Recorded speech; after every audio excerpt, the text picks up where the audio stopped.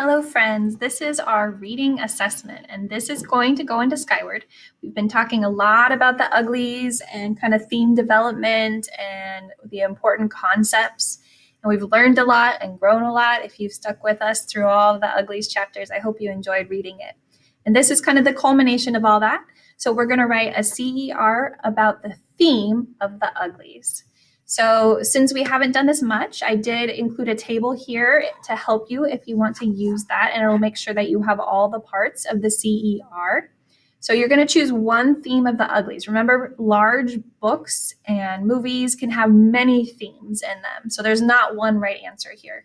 And then you write a CER with at least 2 pieces of evidence and reasoning for both of those pieces of evidence. And then the last kind of part is your personal connection you're going to make with the uglies and the theme. So there's going to be a minimum of at least 10 good sentences. And if the table is not helpful for you, feel free to set that aside. Also, you can write this by hand if you want. It does not have to be typed.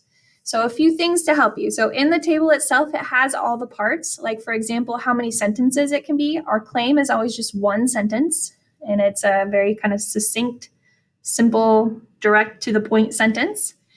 Text evidence, we're giving you a maximum of 2 sentences here. You don't want to include a whole paragraph and say, hey, now my CER is done. I've got 8 sentences of quote here. That doesn't work. So maximum 2 sentences, and make sure that it's from the novel, and probably going to be a quote, but you can also do a paraphrase. And also make sure you include the page number as reference. Then you're going to use reasoning for that first text evidence where you prove how that evidence states your claim, shows your claim and connects that evidence to the claim. And then you're going to choose another bit of text evidence, maximum 2 sentences. Your reasoning is a minimum of 2 sentences, so you can have more sentences in your reasoning. Also, if it makes more sense, you really want this whole thing to flow as one paragraph. So if it's hard for you to do in a table, you can set the table aside. But otherwise, just kind of as you're reading through this, you read your claim and then go straight into your evidence as if it was one long thought. So you're going to want to put transition words if you want it to be high quality writing, and you're going to want to set up the information. So sometimes you might need another extra sentence in between your first text evidence and your reasoning there and your second text evidence. So make sure it just makes sense and flows however your train of thought goes. And then this part is the application part. So minimum of 2 sentences again.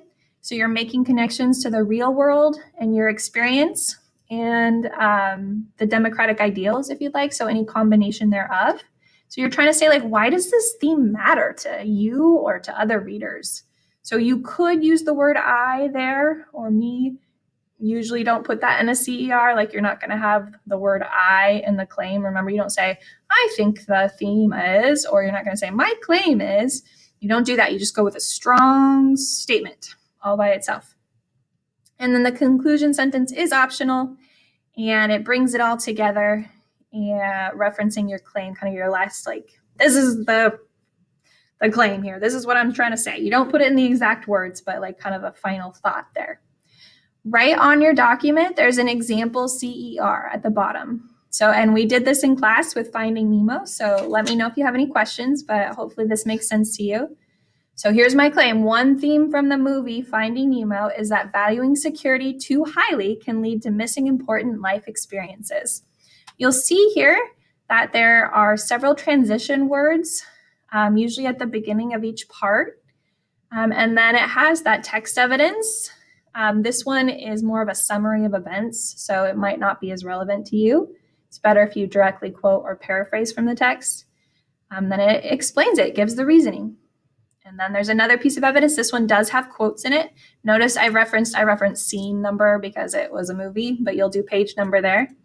And then I have my reasoning, and then you apply it to real life. And then the conclusion sentence, the changes in Marlin and Nemo's relationship in Finding Nemo makes it, that's supposed to say make, make it clear people should not make choices based on fear. So then there's a rubric there for you to check out, a scoring scale. So check out especially the meets expectation, so you know what we're looking for. And this will go directly into Skyward for inferences and theme standards.